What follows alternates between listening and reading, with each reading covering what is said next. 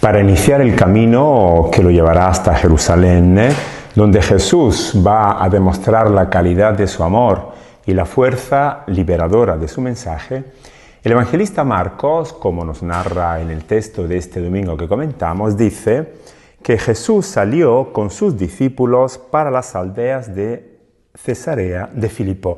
Jesús ha tenido que llevarse al grupo de los discípulos fuera de las fronteras de Israel, en territorio pagano, Cesarea de Filipo, en el norte de Galilea. Porque Él quiere que este camino que está para iniciar, que le llevará a Jerusalén, los discípulos comprendan realmente su identidad y la propuesta que Él está ofreciendo para poder construir ese reinado de Dios. Por eso Jesús, en el camino, dice el evangelista Marcos, les hizo esta pregunta: ¿quién dice la gente que soy yo? Ellos le contestaron: Juan Bautista, otros Elías, otros en cambio uno de los profetas. Los discípulos ya han ido anunciando la buena noticia de Jesús y ahora Jesús quiere ver cuáles han sido los resultados de ese trabajo, de ese servicio, y como nos cuenta el evangelista Marcos, lo que han ocasionado ha sido una gran confusión, porque la gente no consigue entender todavía quién es Jesús. Lo confunden con un personaje del pasado, sí, un personaje importante, Juan el Bautista, Elías, otro de los profetas, pero siempre relacionado con figuras autoritarias, con figuras de poder. Y Jesús espera ahora que con su siguiente pregunta los discípulos puedan dar una respuesta más contundente y más clara. Entonces Él les preguntó: ¿y vosotros, quién decís que soy yo? Intervino Pedro y le dijo: tú eres el Mesías. Jesús quiere saber ahora qué piensan sus discípulos acerca de Él. La gente puede tener una idea más o menos confundida, pero ahora los discípulos que están ya con Él desde tiempo tienen que saber a quién están siguiendo, quién es este Jesús que llaman maestro. Interviene a nombre del grupo, como un cabecilla, un líder, un portavoz, interviene Pedro con este apodo que ya indica su carácter, el cabeza dura, la persona con una tendencia muy fuerte, capaz de influenciar a todo el grupo de discípulos. Y la respuesta de Pedro no tiene ningún tipo de dudas: tú eres el Mesías. Para este discípulo Jesús representa las expectativas que el pueblo tenía acerca de ese Mesías liberador, según la tradición, un Mesías de poder, de fuerza, que iba a acabar con todos los enemigos de Israel y que iba a imponer el orden.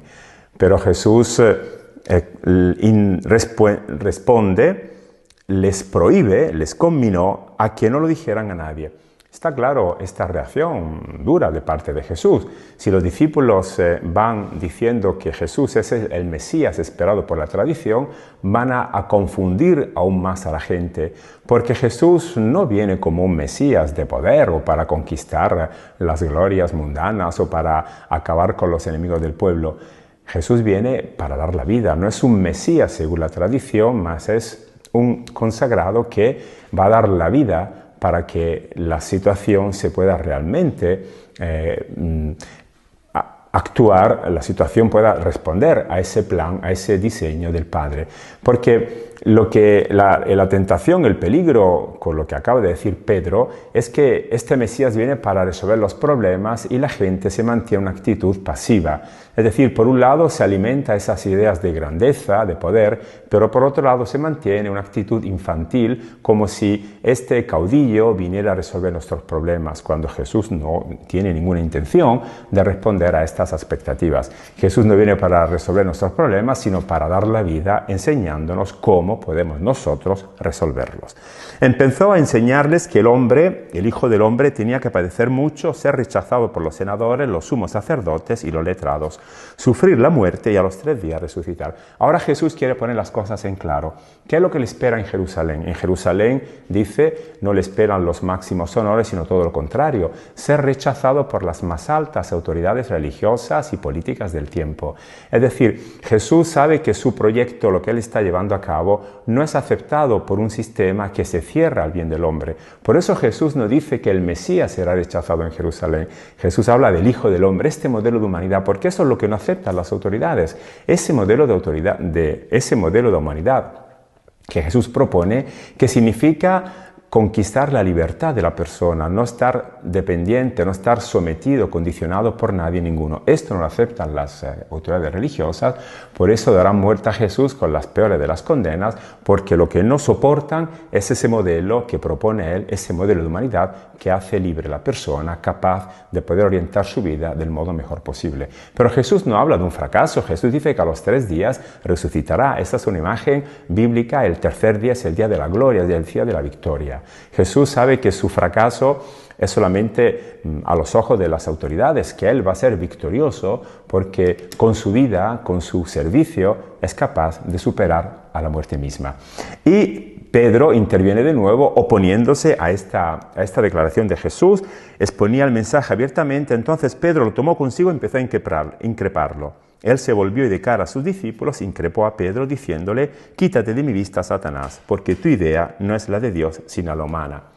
De nuevo Pedro, con este apodo, el cabeza dura, no quiere aceptar esa declaración de Jesús. Pedro razona según las ideas de los hombres, es decir, según las categorías del poder. No acepta que Jesús pueda venir para dar la vida y no acabar con los enemigos del pueblo.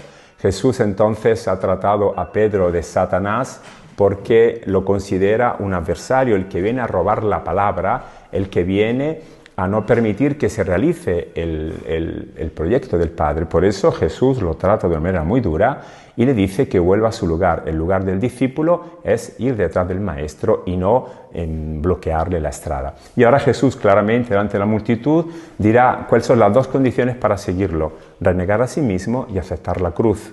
De esta manera podemos ser discípulos de Jesús. Renegar a sí mismo significa abandonar esas ambiciones de poder y de grandeza y poner la vida al servicio de los demás, aun a costa de perder la propia reputación. Esta es la cruz de la que habla el Evangelio, es decir, la libertad máxima para ser capaces, como Jesús, de construir una sociedad realmente humana, realmente acogedora, realmente libre para todos.